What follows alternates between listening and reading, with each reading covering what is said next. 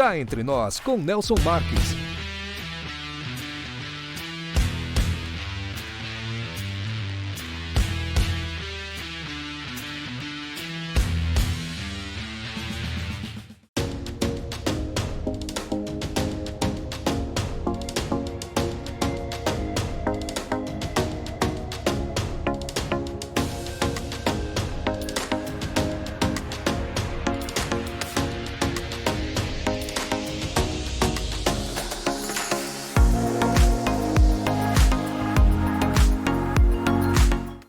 Você já conhece a Indústria Marques da Costa?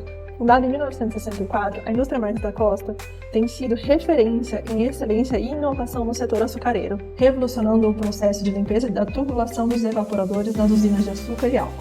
Nossa trajetória de sucesso e crescimento nos levou a expandir nosso portfólio para além do setor sucroalcooleiro, oferecendo agora soluções avançadas para caldeiras, pneus e poliméticos. Aqui você e sua empresa são nosso maior compromisso. Para mais informações, entre em contato conosco. Olá, estamos iniciando mais um Cá Entre Nós. E o nosso convidado de hoje é o Dr. Carlos Augusto Colombo, pesquisador científico do Instituto Agronômico de Campinas. Reconhecido por sua vasta experiência em estudos de espécies vegetais e no desenvolvimento de práticas agrícolas sustentáveis. Ele presidirá o primeiro Congresso Internacional e segundo Congresso Internacional de Macaúba, evento que liderará o debate sobre o potencial dessa planta nativa brasileira. A macaúba tem se destacado como uma solução promissora para inúmeros desafios globais, oferecendo oportunidades para a produção de biocombustíveis, alimento e cosméticos, ao mesmo tempo que impulsiona o desenvolvimento sustentável. A seguir, nós vamos explorar o conhecimento do Dr. Colombo em nossa entrevista de agora. Obrigado por aceitar nosso convite, Dr. Colombo, e seja muito bem-vindo ao Cá Entre Nós. Obrigado a você, Nelson. Prazer. Bacana. Viu? Muito bom ter você aqui conosco para falar um pouco mais aí sobre essa joia da diversidade brasileira que é a macaúba. Estamos ansiosos para saber um pouco sobre ela. Doutor Colombo, iniciando aqui o nosso bate-papo, eu gostaria de saber que a macaúba ela é uma espécie nativa, como nós anunciamos aí, mas ainda pouco conhecida pelo grande público. Então, o senhor poderia explicar o que torna essa planta tão especial? Bom, mais uma vez, obrigado, Nelson. Bom dia a todos, bom dia aos nossos ouvintes, né? Um prazer estar aqui conversando com você. É um prazer falar da macaúba, né? Uma planta que eu trabalho há bastante tempo, a gente se identifica muito com ela, com tudo que ela pode oferecer. Então vamos tentar passar aqui para o nosso público por que a gente acredita tanto nessa planta, né? Você pergunta por que ela é tão pouco conhecida, na verdade, do grande público, né? Na verdade, a planta é bastante conhecida na história, né? Você pega o uso humano dessa planta, tem dados, né, arqueológicos, tudo que remonta a 11 mil anos atrás, né? Se a gente considerar que o nosso mais antigo ancestral aqui no continente americano é a luzia, de 12 mil anos atrás, ali na região de Belo Horizonte, onde ocorre muita macaúba, então muito provavelmente a luzia usou a macaúba há 12 mil anos atrás, muito provavelmente, né? E de lá para cá, o uso dela humano, né, antrópico, foi muito bem registrado, não só no Brasil, né, mas como no México, na América Central, na Colômbia, em todo lugar onde a planta ocorre, e a civilização humana também ocorreu, muito provavelmente ela fez uso, porque a planta oferece, como a maioria das palmeiras são consideradas plantas multiuso, né, tem uso diverso, né, uso para tudo, né, cara, para medicina, ela produz óleo, produz comida, você usa a folha, usa o tronco, né? Então é uma planta multiuso. Então, e aqui no Brasil também ela é muito conhecida, né? É muito comum você achar gente em várias localidades do país fazendo uso da planta, né? Para o mais diversificado possível, né? Agora, naturalmente que nos últimos anos, a gente como pesquisador, né? Não só a gente, mas vários outros grupos de pesquisa, a gente, na verdade, redescobriu a macaúba, né? e como você colocou, dentro dessa política do biocombustível, né, por ser uma Uhum. planta oleaginosa, a gente identificou nela assim, uma planta de excelente potencial para entrar nesse mercado de biocombustível, nessa demanda atual do biocombustível, que é extremamente importante. Né? Legal. Colombo, quais são os principais benefícios da macaúba para o meio ambiente, especialmente em termos de sustentabilidade? Eu acho que a gente precisa ter o olhar da escala que a gente espera da macaúba hoje. Acho que isso é Tá? importante, porque no mercado de óleo, no mercado de biocombustível, que é o mercado de óleo, a demanda é extremamente gigantesca, né? Nós estamos falando, hoje a produção mundial de óleo vegetal é na casa de 220 milhões de toneladas ano, nós estamos projetando 480 milhões de toneladas ano daqui a 25 anos, ou seja, dobrar a produção de óleo Dobrar. vegetal em tão pouco tempo, isso é uma coisa, é um desafio gigantesco. Então, para começar, não se tem área para isso, né? Onde é que nós vamos plantar para atender esse mercado tão emergente, né, que é o de biocombustível? Ou seja, nós vamos ter que usar a área que já é disponível. Então, acho que aí a macaúba ela entra como um componente sustentável importante, porque a ideia não é você abrir fronteira para plantar, para obter o óleo que o mercado tá pedindo, né? Nós vamos usar a área que já está disponível. Ou seja, a ideia é plantar macaúba em pasto, porque é uma planta de pasto, naturalmente é uma planta de pasto, né? Que ocorre naturalmente em pasto. Então, a nossa ideia é usar a área de pasto já disponível e colocar uma árvore em cima do pasto. Então, uma árvore é tudo que a gente quer hoje, né? Plantar árvore, né? Então, nós estamos colocando uma árvore no pasto, ou seja, não precisa abrir fronteira agrícola, e uma árvore que dá óleo e que dá comida. Então, é o modelo perfeito, né? Que a gente imagina que vai ser necessário daqui para frente, né? Colombo, é uma pergunta de leigo, mas é uma curiosidade minha. Para você colocar em pasto, obviamente que nos primeiros anos você não vai poder fazer o consórcio com o gado, porque senão eles vão comer essa árvore, O gado come. pisotear, come. Vai ter que Cavalo. esperar aí, sei lá, quantos anos para poder fazer esse consórcio com pasto e com gado junto. Pois é, isso é uma pergunta importante. Você tem que esperar pelo menos, para gado adulto, pelo menos uns 4 anos para você Uns soltar o gado. 4 anos. É. Tá. Bezerro dá para soltar com 2, 3 anos, dá para soltar o bezerro. Por outro lado, a gente também considera a possibilidade de você usar as entrelinhas para fazer cultivos de plantas anuais diversas, milho, soja, mandioca, banana, o que for do interesse de quem estiver plantando, né? Então a terra, na verdade, dá para você fazer um bom uso dela, né? Enquanto a macaúba não entra em produção, né?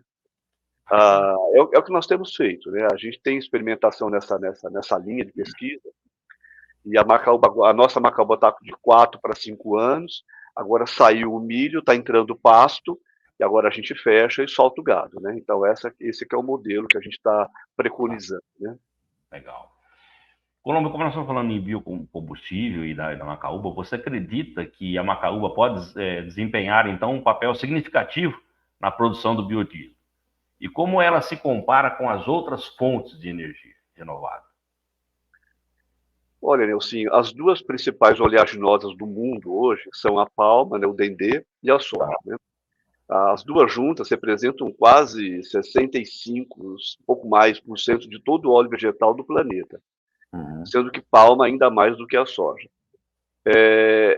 Essas duas culturas, que são extremamente importantes, elas são também vetores de desmatamento, né? O dendê encontra uma barreira comercial muito forte hoje, principalmente na Europa, porque o dendê ele é plantado no mundo todo na faixa equatorial.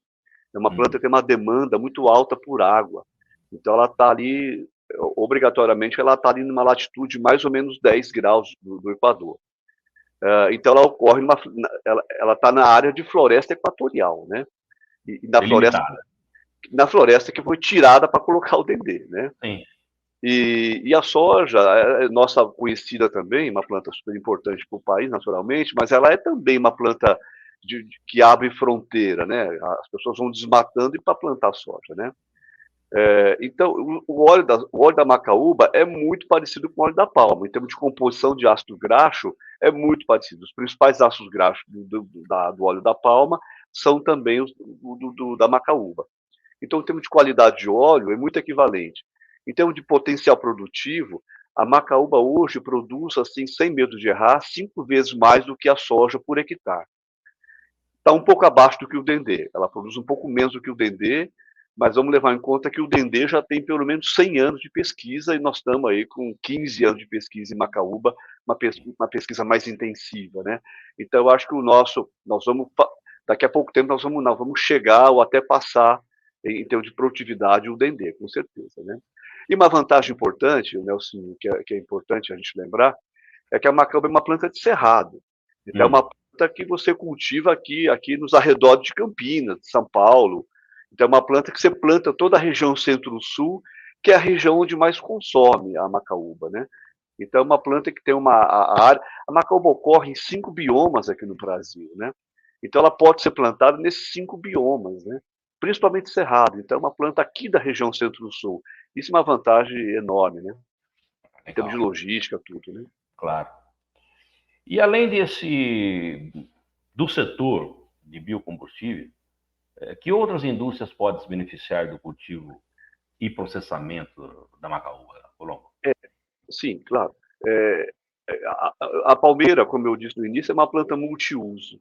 Então, tem povos que, historicamente, usaram essa planta como alimento. Você pega no México, por exemplo, lá não tem tradição de uso como óleo vegetal. A tradição lá é alimento. Na América Central também. Aqui no Brasil, no Mato Grosso do Sul, é muito usado como alimento, né, na culinária. O óleo ele está mais circunscrito à região do Cerrado brasileiro, onde as plantas têm mais teor de óleo também, né? Então a tradução é para óleo.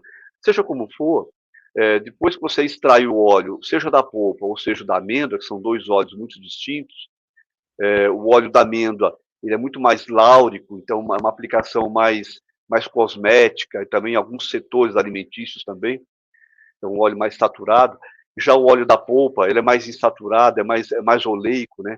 Então ele é mais voltado assim, para combustível e alimentação também. Mas seja como for, uma vez que você extrai esses 2 óleos, você tem uma torta, né? Essas tortas, elas têm uma aplicação alimentícia muito importante. A torta da polpa ela é muito rica em fibras. O teor de proteína, aí, por volta de 5, 6%, não é tão rico assim, mas a fibra alimentícia, a fibra solúvel, é muito rica. Isso é bem conhecido, né? Então, por exemplo, a gente tem uma parceria com grupos de fora, grupos da Alemanha, do Fraunhofer, que já trabalham bastante na caracterização e aplicação industrial dessas fibras, né? Com resultados muito interessantes. Do outro lado, a torta da amêndoa, essa sim, é uma torta muito rica em proteína. Nosso dado aqui é 38 a 40% de proteína nessa torta de amêndoa, que também, da mesma forma, tá bem caracterizado em termos de extração e caracterização e uso industrial. Então, você tem aí vários coprodutos, né, do fruto, o endocarpo, né? Você tem um volume muito grande de endocarpo, que é muito lignificado, então também tem uma aplicação energética também para queima, muito bem conhecida, inclusive, né? Então você tem vários coprodutos aí do fruto da macaúba que tem também um mercado assim, muito garantido, né? E muito bem conhecido também, né? Legal. Então, uma planta que tem uma pegada energética, o óleo, e uma pegada alimentícia ao mesmo tempo. Então, a gente não compete, né?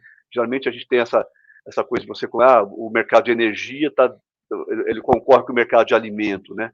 Essa balança. No nosso caso, a gente não vê esse problema. A gente tem os 2 produtos na mesma planta. Atende a todos aí.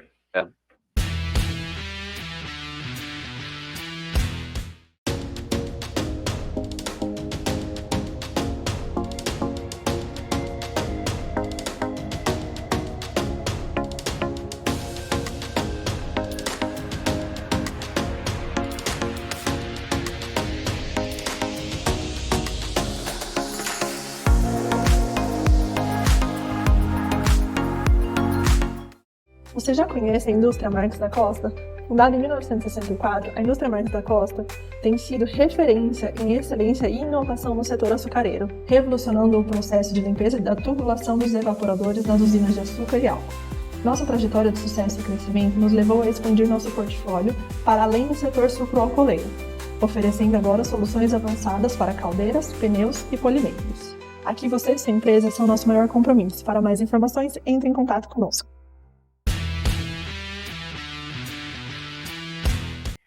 Como nós sabemos que aí o desenvolvimento sustentável é um tema central nas suas pesquisas. De que forma a Macaúba pode contribuir para melhorar a vida de pequenos produtores e as comunidades rurais? Sem dúvida. A macaúba é uma planta que pode tranquilamente ser usada em pequenas propriedades, em grandes propriedades, né? Você tem modelos econômicos de plantio escalonado de alguns milhares de hectares, e você tem Uhum. gente plantando em pequenos hectares na sua propriedade. Naturalmente, o que vai mudar aí é a forma que você vai processar o fruto, né? Uma empresa que investe pesado no escalonamento tem que ter um mecanismo de processamento muito mais sofisticado, né, do que um pequeno produtor. Tem muita gente em pequenas propriedades que fazem uso da macaúba local, extrai o óleo, pega a polpa, joga para o gado. Isso funciona muito bem, porque naturalmente é assim, né? O fruto, pequenas propriedades que tem a sua macaúba no pasto, o gado vai lá e come fruta in natura e está tudo certo, né? Mas você pode naturalmente processar. A vantagem de você ter a árvore na sua propriedade é que você tem um dado interessante, por exemplo, de conservação do solo, recuperação de área degradada, né? Isso a gente vê em dados nossos. Áreas de pasto degradadas, onde a gente plantou macaúba, você tem uma riqueza microbiológica muito grande no solo, A né? regeneração. Regeneração, né? Então você está plantando árvore na sua propriedade, né? Isso naturalmente que é tudo de bom, né? Você tem a fauna que volta também, né? Você tem muito bicho que se alimenta da planta, então você tem todo um dinamismo na área, né? A paisagem muda totalmente, né? Quando você tem árvore na sua paisagem, né? Isso é fantástico, né? Do ponto de vista assim da escala, naturalmente que o biocombustível ele tem uma função muito grande assim na questão da redução da emissão de CO2, né? Então usa o biocombustível, né, em substituição ao diesel fóssil, né, ao biocombustível fóssil, ele está nessa pegada maior assim que o planeta precisa, que é a redução de emissão de CO2. Então acho que a contribuição dessa espécie para esse cenário é extremamente significativa e importante, sem dúvida nenhuma. Colombo, quem são os principais usuários desse biocombustível aí para diminuir essa quantidade grande de CO2?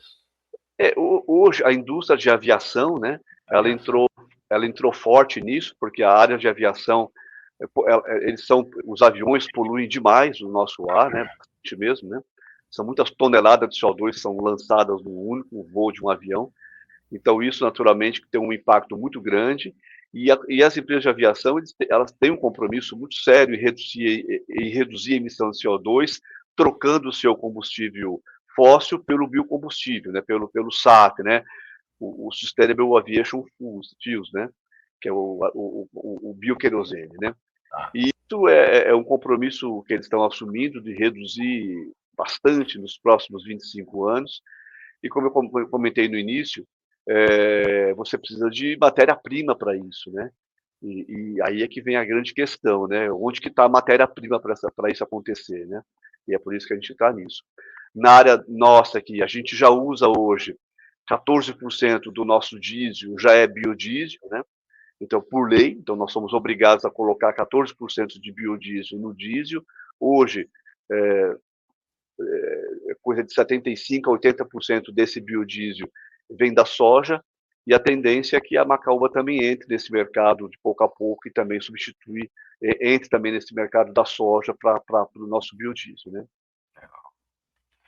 Colombo, quais são os desafios que ainda precisam ser superados para que o cultivo da macaúba se expanda de forma mais significativa no Brasil e no mundo, né, se é que pode?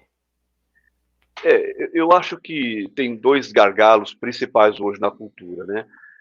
O primeiro é que é uma planta alógama, não é uma planta de cruzamento, como a gente chama na área de biologia, né? É uma planta que gera muita variabilidade genética, né? Você vê muita variação nos maciços naturais. Ok, os maciços são muito bons do ponto de vista da média do maciço, quando você pega o dado médio de produção, dado médio de óleo do maciço, ele é competitivo, mas quando você transforma isso em plantio comercial, hoje a gente ainda leva essa variação para o campo. A gente está tentando diminuir essa variação de várias maneiras, tanto do lado fitotécnico quanto do lado da genética também, Mas hoje ainda, infelizmente, a gente ainda, quem tiver, os plantios atuais ainda Uhum. acabam com variação no campo, né? Então isso acaba sendo um problema, porque a agricultura mais competitiva, mais intensiva, ela parte do pressuposto que você tem um campo mais homogêneo possível, né? E a gente ainda não consegue isso. Não é um problema, né? É um desafio que a gente está tentando resolver. Naturalmente, que daqui a pouco tempo isso vai ser resolvido, principalmente com clonagem, né? A possibilidade de você clonar plantas, isso abre uma perspectiva muito importante de você ter uniformidade no campo. Além da clonagem, também a seleção, o melhoramento, também é outro caminho. Mas isso vem sendo resolvido. E depois, lá na outra ponta, o processamento, porque o processamento depende da escala, né? Como eu disse também, uma escala muito grande, você tem que ter uma usina de processamento muito bem azeitada, né? Você não pode ter, você tem que ser uma coisa que paga as contas, naturalmente, né? Tá. E nós estamos com esses dois principais gargalos hoje, no que plantar e como processar, mas isso é uma questão de tempo, Nelson. Eu acho que é uma questão de tempo. Daqui a alguns anos, a gente vai diminuir bastante esse problema. Então, vamos tentar incrementar essa minha pergunta, essa minha curiosidade aí. Em termos de pesquisa, quais têm sido os avanços mais recentes no estudo da macaúba e quais aspectos dessa planta que ainda precisam ser mais explorados? Olha, Nelson, os desafios são grandes, porque quando você pensa em verticalizar a cadeia de produção, você tem que pensar em tudo, né? Você tem que pensar no material genético que você vai plantar, como você vai conduzir essa cultura, se vai haver necessidade ou não de irrigação, por exemplo, dependendo de onde se plante, né? Por É. exemplo, a intenção de se plantar no semiárido, que seria fantástico, né? É uma planta de cerrado que, habitualmente, que historicamente, ela convive muito bem com períodos de déficit hídrico, com período de estiagem, né? Tem vários ambientes onde a planta ocorre, você tem aí 4, 5, até 6 meses sem água, sem chuva, né? E a planta está lá, naturalmente, né? Ela está habituada a isso, né? No entanto, a planta ela tem que ser competitiva, ela tem que produzir bastante também, né? Para compensar o custo o quanto você está investindo no sistema de produção. Então isso é um desafio também, né? Qual que é a quantidade de nutriente ideal, de água ideal, que faça ela produzir mais a custo menor, né? Um custo equilibrado, né? Que seja competitivo. Então isso é uma coisa que tem muitos estudos nessa direção, né? Tem muita gente trabalhando com isso, né? Então tem muita gente trabalhando na seleção de material genético e no desenvolvimento de material genético. Tem muita gente trabalhando na área, no meio do caminho, que dá toda a parte fitotécnica, definir espaçamento, combinando com o que é melhor, né? Só com pasto, com grão, com cacau, por exemplo, com banana. Então, tem linhas de pesquisa nessas frentes também. E também tem muita gente trabalhando na outra ponta, né? Qual que é o melhor mecanismo de extração do óleo, né? É via úmida, é via seca? Então, esses caminhos todos estão sendo abordados, estão sendo pesquisados, né? A produção de muda também em escala. A planta que tem dormência de semente, por exemplo, então hoje a gente consegue germinar com uma certa facilidade, mas ainda é muito artesanal, né? Uhum. A quebra da dormência é muito artesanal ainda. A gente consegue taxa de germinação de 90%, que é bastante alta em relação à germinação natural, que é 2, 3% só, mas ainda é um pouco artesanal, então também tem aí muita gente trabalhando para ganhar rendimento nisso também, para mecanizar a germinação, a quebra de dormência. Então, tem várias frentes de pesquisa atuando na cultura para que para a cadeia de produção, ela fique bem ajustada do ponto de vista tecnológico, e acho que em pouco tempo a gente vai ter um produto bem mais competitivo para o mercado, para as pessoas plantarem naturalmente. O Colombo, dentre essas pesquisas aí que vocês fazem, claro, existe algum estudo da variabilidade dela para ela ficar menor? Porque essa palmeira é enorme e você tem que pegar do chão, não é isso? Ou então, eu entrevistei recentemente aqui um colega teu, o Joaquim, e eu bati nessa tecla com ele, falou, o Joaquim, como é que o cara vai colher isso aí? Porque ela, além dela ser alta, ela é toda espinhuda, né? É um negócio, vocês têm esse termo, tem espinho para todo quanto é lado. Sim, ela tem bastante espinho. Esse espinho provavelmente ele é resultado de uma seleção que aconteceu lá uns 2, 3 bilhões de anos atrás, que a planta é muito antiga, provavelmente para se defender da megafauna, que provavelmente buscou muito essa planta para se alimentar. Então, o espinho provavelmente ele surge nesse momento, nessa Uma história defesa. da planta como defesa, exato. Mas sem dúvida, mas a altura da planta, Nelsinho, assim como várias outras, a altura da planta é o seguinte: a planta é uma planta de sol, então uma planta tem que estar no sol o tempo todo para ela produzir. E para estar no sol o tempo todo, ela tem que estar acima da copa de quem está abaixo dela, né? Claro. Tanto aqui na natureza, ela convive com outras espécies, conviveu com outras espécies, e ela precisou ficar mais alta para poder pegar sol, né? E isso é muito comum a gente ver isso na natureza. Quando você coloca alguma coisa que sombreia a macaúba, ela não vai, ela chega até a morrer, inclusive. Então, é uma planta de pleno sol, isso é importante. Agora, os ambientes onde ela desenvolveu no planeta, veja, uma planta que ocorre desde o México até essa mesma espécie, a Corcomia aculeata, que nós estamos falando, a macaúba, ela ocorre desde latitude mais 24, que é ali no norte do México, até menos 23, que é aqui divisa de São Paulo com o Paraná. Tá. Então, ela está em vários ambientes, e dependendo do lugar onde ela evoluiu, historicamente, onde ela evoluiu por algumas centenas de milhares de anos, ela não precisou ser alta. Então, você pega as macaúbas do México, por exemplo, que a vegetação nativa lá é muito mais baixa do que aqui, na região onde ela ocorre. Então, as macaúbas, elas são baixinhas. Porque ela não precisou... ela cresceu o suficiente para pegar o sol, ponto. Então, as macaúbas de lá não são altas, elas são baixas. Quer dizer, o internódio dela é curto, né? Então, é uma planta que lá ela não precisou ser alta. Então, a nossa planta aqui da Mata Atlântica, ela precisou ser alta, porque a nossa floresta de Mata Atlântica, ela é alta, então ela precisou ficar mais alta. Então, acho que isso que modulou a altura dela.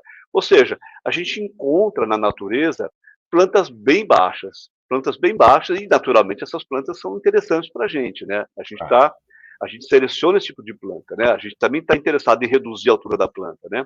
E essa variabilidade, ela existe.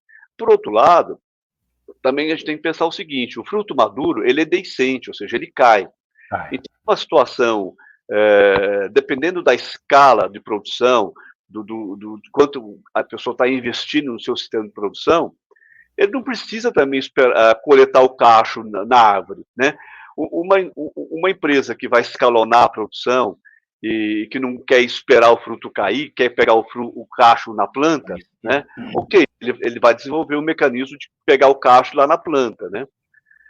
Mas um agricultor que não tem capital para isso, ele pode esperar o fruto cair, ele pode colocar uns contentores ali no tronco da planta e esperar o fruto cair também. Isso também não é né, não é assim tão absurdamente necessário assim você colher o fruto na árvore, né? O cacho na árvore, né? Então acho que depende do grau de investimento, do tamanho da tua escala de produção. Tem vários... destina também, né? No caso, né? Exatamente. Isso é importante, porque dependendo se você quer um óleo de muita alta qualidade, com baixa acidez, dependendo do nicho de mercado que você identificou, que você vai vender, então, naturalmente, você tem que pegar o fruto fresco e processar, né? Já o fruto que vai para biocombustível, vai passar pelo processo HVO, por exemplo, que a acidez do óleo não é tão determinante assim, você pode usar um fruto que está no chão ali depois de 1, 2, 3 semanas. Isso não é um pecado, né? Então, acho que depende, isso dá para modular, sabe? Colombo, a macaúba, então, ela fornece 2 tipos de óleo, é isso? O da amêndoa e o da polpa. Ela produz 3 vezes mais da polpa do que na amêndoa. 3 vezes mais. Com destinos diferentes, cada um deles. O mercado vai ser distinto. O mercado do óleo da amêndoa, muito provavelmente, vai pagar mais do que o mercado do óleo da polpa. Bom, legal. Bom, você já comentou sobre isso, que eu vou te fazer a pergunta agora, mas acho que é bom a gente fortalecer essa questão. Como que o cultivo da macaúba pode ajudar a recuperar as áreas degradadas ou impactadas pelo desmatamento no Brasil, Colombo? Eu acho que, em primeiro lugar, Nelsinho, você não precisa deflorestar para plantar macaúba. Eu acho que isso aí já é um impacto enorme. Você não precisa abrir fronteira para plantar macaúba. Plantar em área de pasto que já existe. Vamos considerar aí que aproximadamente metade de toda a área agricultável do país é pasto. Isso representa aí, sei lá, 70, 80 milhões de hectares, que é uma área bastante grande. Pra você ter uma ideia, a política do biocombustível nossa, Hum. o consumo hoje é da casa aí de 8,5 bilhões de litros de biocombustível para colocar no diesel. Se você usar só 10% da área de pasto do Brasil, atende esse mercado de biocombustível. Só 10% da área de pasto, se você plantar macaúba. Então, isso já é um ganho absurdo, né? País continental, né? Então a gente tem espaço aí. E como eu disse outra hora, você está plantando árvore, o mundo quer que se plante árvore, né? Então nós estamos plantando árvore. É uma planta que você não vai arrancar. O cara que vai plantar macaúba, né, na sua área, muito provavelmente só vai plantar uma vez, porque ele não vai ter tempo de plantar uma segunda. Porque a Sim. macaúba está lá, vai ficar lá por 40, 50 anos. Então é uma planta que vai ficar para a geração seguinte, né? Então Isso isso. é uma pergunta importante que eu quero fazer para você. Quanto tempo, a partir do plantio, ela começa a dar o fruto? Olha, aqui em Campinas, os meus plantios aqui, tem plantas que no terceiro ano já começa a florescer. Ah, é rápido, sim? Algumas. Tem variação até para isso, Nelson. Então, isso também, né? Então, meu plantio aqui está indo do quinto para o sexto ano, eu devo estar com 50% ou mais das plantas em produção já, né? Esse ano já tem um monte de plantas soltando, plantas novas entrando em produção pela primeira vez. Então, vamos considerar aí, 6 para 7 anos, você já começa a explorar economicamente o seu plantio, né? Qual é o mês de coleta, florescência? Não sei como é que vocês chamam isso. O florescimento, é sempre no período das águas. Em qualquer lugar aqui não só aqui no Brasil, no México, na Costa Rica, ela floresce sempre no período das águas, né? Então, aqui para a gente, agora já tem. Teoricamente seria agora, né? Já está começando. A chuva, estamos esperando chuva, né? Mas já tem planta abrindo flor já. Então, mas é isso aí. O pico mesmo aqui em São Paulo, o pico é em novembro, dezembro, o pico de produção de flor. Vai até janeiro, fevereiro. O florescimento é a época o fruto demora um ano, do florescimento até ele cair é um ano. Então daqui a pouco você vai ter planta emitindo flor e fruto e planta derrubando o fruto da flor do ano passado. Então é concomitante, né? E isso acontece porque é nessa época que você tem mais inseto para polinizar, então é a época das águas também você tem mais bicho, né?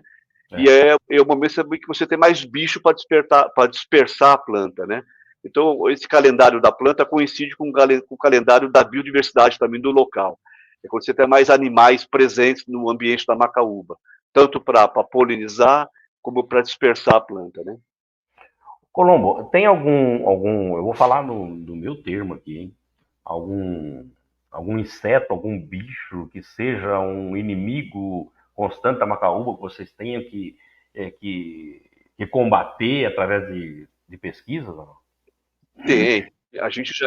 Olha, não é uma planta de muita praga, não, de muita doença. Na natureza, é muito raro você ver um maciço, uma população com problema sanitário. Muito raro mesmo. Já vimos, claro, mas não é comum, tá? Os plantios que a gente tem feito, plantio já com os mais antigos, estão com 12, 13 anos, né? Também a gente não identifica problemas fitossanitários. Isso é uma boa informação, né? Mas sim, a gente já viu, né? A gente já viu, por exemplo, essa semana, inclusive, alguém relatou para mim que uma população gigantesca de abelha arapuá comeu toda a flor e derrubou a produção de fruto. Isso acontece. Aqui em Campinas eu já vi ciclocéfala, que é um besouro, né, um besouro assim, grande. Os bichos, de modo geral, se alimentam do pólen, da flor, né? Então, na época do florescimento, é muito comum você ter muito visitante floral, e a grande maioria desses visitantes florais estão lá para se alimentar. Nem todos, a grande maioria não está lá para polinizar. Só alguns polinizam, então que são do nosso interesse, né? Então, dependendo do ano, do lugar, né, você pode ter a população de alguns insetos que estão um pouco fora da curva, né, e acabam comprometindo um pouco a produção, né? Mas isso também, não considero isso uma praga, não. São eventos raros, tá? Raros. Ciclocéfala, por exemplo, esse ano agora, o ano passado eu não vi nenhum. O ano retrasado eu vi alguns, o ano passado eu não vi nenhum. Então, são bichos que também flutuam, né? Por alguma razão, a população do inseto aumenta e aí vira um problema, mas depois ela desaparece, não é. Legal. É. Bom, Mas Colombo, isso é um problema, Nelsinho, que tem que ser monitorado, sabe? Como é uma árvore, é difícil o controle, né? Então, é difícil você controlar uma praga lá no alto da planta, né? Exato. Então, geralmente nesse tipo de cultura, você tem que monitorar. Então, você tem que ter as armadilhas ali principalmente na área em grandes escalas, né? Pequena escala também nem tem tanto, mas escalas muito grande de plantio, você tem que monitorar. Então, você tem algumas armadilhas lá na tua área para ver a ocorrência incidência disso. alguma de incidência de alguns insetos pragas, né? Você saber se a população dele está aumentando, tal, para você tomar alguma providência, né? Isso é importante. Legal. Colombo, cá entre nós, você acredita que a macaúba tem potencial de se tornar um símbolo de inovação sustentável para o Brasil no cenário global? Nelsinho, cá entre nós, eu tenho certeza disso, cara. Eu tenho certeza. Porque quando eu comecei a trabalhar com essa cultura, 18 anos atrás, eu não conhecia, eu já tinha visto, mas não me dava conta do que representava essa árvore, né? E na medida que você vai visitando o maciço, viajando, conhecendo ela em outros locais, inclusive, outros países e tal, aí você se pergunta, pô, mas não é possível que uma planta dessa ainda não tenha se tornado uma cultura importante para o país, né? Ela foi historicamente muito importante para muitos povos do passado, né? Como eu disse no início, provavelmente a Luzia fez uso dela há 12 mil anos atrás, muito provavelmente. Mas aí quando você começa a conhecer a planta um pouco mais de perto, né? E ver o que ela pode oferecer do ponto de vista ambiental, social, econômico, aí você fala, mas essa planta não tem como não dar certo. E não tem como não dar certo, Nelsinho. Considerando o que ela oferece e o momento que a gente vive, o momento que a gente precisa, né? O mundo precisa reduzir a emissão de CO2. Ou a gente faz isso, ou a gente desaparece. Não tem plano B para isso. Não tem plano B, né? Não tem, cara, não tem plano B, né? É uma questão de tempo, né? E essa planta, ela tem uma importância muito grande nesse cenário que a gente precisa, tá? Então, não tenho dúvida de que ela vai virar uma commodity importante para o país, não tenho a menor dúvida disso. É uma questão de tempo, mas vai virar, tenho certeza disso. Eu fui apresentado, né? Aliás, a macaúba foi apresentada para mim por você, que eu achei muito bacana, e através daquele vídeo, Pé de Quê? Acho que um pé de quê? Do seu Cinéas. Que eu achei fantástico, muito legal e realmente é bem antigo. Esse vídeo do seu Cinéas da Cazé, né, que é muito legal, tá aí no YouTube. O seu Cinéas, na verdade, foi ele que me inspirou a trabalhar com macaúba, sabe? Assim, quando eu fui provocado para trabalhar com macaúba pelo Joaquim, inclusive, ele me falou, dá uma olhada naquele programa Um Pé de Quê, lá da Regina Casé e tal, né? Muito legal. Aí eu fui ver, no mesmo dia, fui ver esse vídeo, e aí eu falei, não é possível, né? Eu vou trabalhar com essa planta, porque o seu Cinésio me convenceu na primeira vez né, que eu assisti alguma coisa sobre a planta, foi com essa matéria com ele, eu me convenci, tanto me convenci, Nelsinho, que para esse congresso Macaúba agora, a gente criou o prêmio Cinéas. Agora, esse congresso Macaúba, nós vamos dar um prêmio, né, para os melhores trabalhos que apresentarem lá no congresso. O congresso já tem 200 inscritos, um pouco mais de 160 trabalhos científicos apresentados, e os melhores trabalhos vão ganhar o prêmio Cinéas, em homenagem ao seu Cinéas, que eu acho que é uma pessoa que merece ser lembrada pela história de vida dele e pela relação que ele tinha com a macaúba. Verdade, muito bacana mesmo. O vídeo é fantástico e é fantástico e emocionante. Exatamente. Muito legal. Bom, já que você já deu um spoiler aí, gostaria então que você falasse agora um pouco sobre o primeiro Congresso Internacional e segundo Nacional de Macaúba, que será realizado agora, né, recentemente, daqui 2 semanas, dia 23, 24 e 25 de outubro, e vai se realizar aqui no Instituto Agronômico, em Campinas. O que podemos esperar desse evento? Quais são os principais temas que vão ser abordados nele, Colombo? Pois é, olha, ô Nelsinho, eu acho que é mais um congresso histórico, né? Tá. Nós tivemos o primeiro congresso em 2013, bem no começo ainda, quando a gente estava começando a trabalhar com Macaúba, não tinha tanto ator, né, tanto player envolvido. E de lá para cá a coisa cresceu de um tanto, tem tantos outros pesquisadores trabalhando com Macaúba nas mais diferentes áreas, né? Tem muita empresa privada interessada na Macaúba, indústrias. Então agora virou um negócio grande, de gente grande. E esse congresso está reunindo todo mundo. Então acho que todo mundo envolvido no mundo da Macaúba vai estar nesse evento. Vai ser aqui em Campinas, no IAC, como você disse, de 23 a 25 de outubro. Eu acho que vai ser um momento único para a gente balizar o que a gente já tem de conhecimento, o que precisa, qual conhecimento que precisa ser gerado ainda, quais são as lacunas, né, da cadeia de produção, para isso parar de pé. Eu acho que já vai parar de pé, mas para isso ser mais competitivo, engajar mais gente, o setor público, inclusive, vai estar presente, porque é uma cultura que também precisa do setor público tá olhando de perto, né? Através de políticas públicas, né? Isso é muito importante, né? Então, acho que o Congresso, a gente espera assim, que seja um sucesso e um Congresso histórico, né? Assim, acho que vai marcar, viu? Show de bola. Vamos estar lá. Legal, Vamos sim. assistir as palestras e acho que é importante. O Bom, Congresso doutor, vai, pois não, desculpa. O Congresso vai ser filmado, né? Então ele que bom. ficará disponível também na mídia para quem quiser assistir depois, que por acaso não puder comparecer.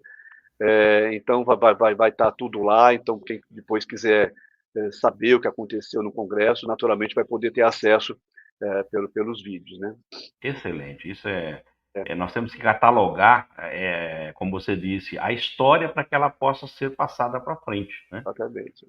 Senão não tem registro e o registro é importante. Legal. Doutor Carlos Augusto Colombo, agradecemos imensamente a sua participação aqui no Cá Entre Nós. A sua visão inovadora, o seu profundo conhecimento sobre a Macaúba e seu potencial transformador enriqueceram nossa conversa e ampliar os horizontes sobre o futuro da sustentabilidade. Foi um privilégio tê-lo aqui no Cá Entre Nós. Muitíssimo obrigado por seu tempo que você dispensou aqui com a gente. Que isso, Nelson, eu que agradeço, viu? Eu que agradeço a oportunidade de falar um pouco sobre o nosso trabalho com você, né? E uma coisa que eu tenho falado, Nelson, que eu considero importante lembrar, é que nós chegamos onde nós estamos hoje, em termos de conhecimento e essa competência que a gente conseguiu gerar nesses anos passados de pesquisa com a Macaúba, graças ao setor público, sabe? Isso é uma coisa importante ser lembrada. Uma cultura nova do ponto de vista de conhecimento científico, né, com um grau de domesticação ainda um pouco baixo, tal. Você vê, o setor privado, que é fundamental para alavancar isso, é fundamental. Sem ele a gente não consegue ir onde a gente está hoje, né? Ele só entra no negócio quando ele percebe que tem negócio, que tem Claro. futuro, né? Quando ele acredita de fato, quando ele faz as contas, né? Só que até chegar lá, é a gente que faz isso, né? Então é o setor público que bota a cara para bater, que acredita, que vai atrás, isso que lá, que vai atrás de recursos para trabalhar, recurso público, né? Recurso da FAPESP, recurso do CNPq, recurso da FINEP. Então a gente vai atrás de recurso para provar que nós temos um negócio bom na mão para virar, né? E agora sim, agora o setor privado ele pegou a ideia, ele entendeu que tem negócio, que é uma coisa importante para todo mundo, né? Para o meio ambiente, para as pessoas, para o biodiesel, para o planeta, naturalmente. Então, acho que esse pontapé inicial, quem dá é o setor público, nesse caso, né, em particular, né, nesse histórico todo, né. Aham. Então, acho que é importante a gente lembrar, né, a importância das instituições públicas de pesquisa, né, não só o IAC, né, a Universidade de Viçosa, a Embrapa e vários outros colegas que começaram a trabalhar com a Macaúba na mesma época que a gente, né, que entregaram esse conhecimento hoje que o setor privado está alavancando, né, com tanta competência, né? Sem dúvida. Legal, Colombo. Eu coloquei teu contato aqui, Colombo, para quem quiser bater um papo contigo, te mandar alguma pergunta diretamente, para que eles possam saber. E eu gostaria que você deixasse aí uma mensagem para os nossos seguidores que estão nos assistindo.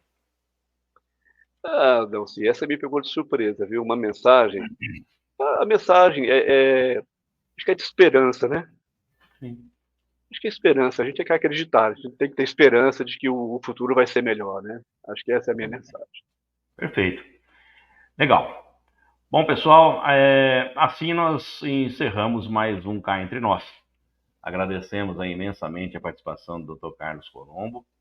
E a você também que nos acompanhou aí até agora.